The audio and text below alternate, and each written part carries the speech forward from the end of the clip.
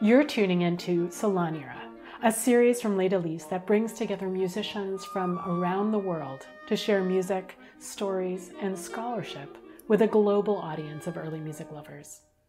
I'm Debra Nagy, and this is the second episode of our third season, Harmonie.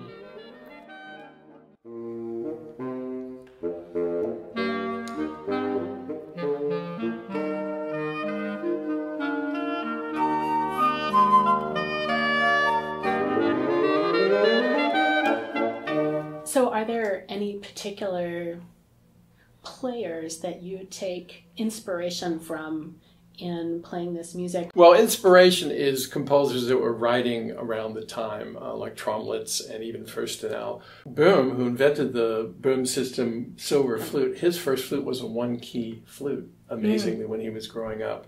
So that's an inspiration to go from the wind flute to what he created. But any of the players back then, you can judge by the kind of music they wrote, the kind of etudes they wrote, were very inspirational. How do you figure out what artistry on this instrument should be?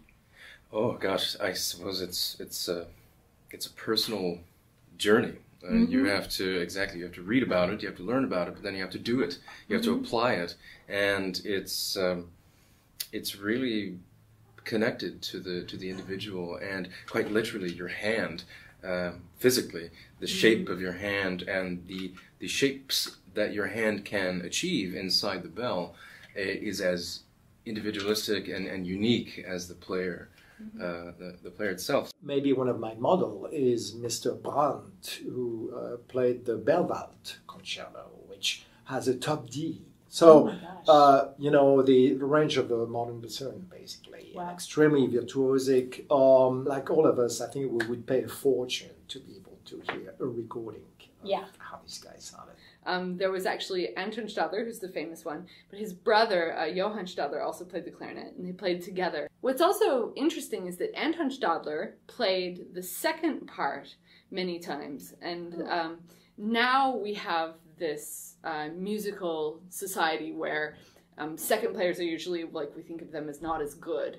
But back then it wasn't like that. So they would specialize in a range. And the clarinet did the same thing. So they would have specialized in the high range or the low range. And Anton Stadler, who Mozart wrote all the pieces for, all the famous masterworks, he was specializing in the low register and was obsessed with low notes.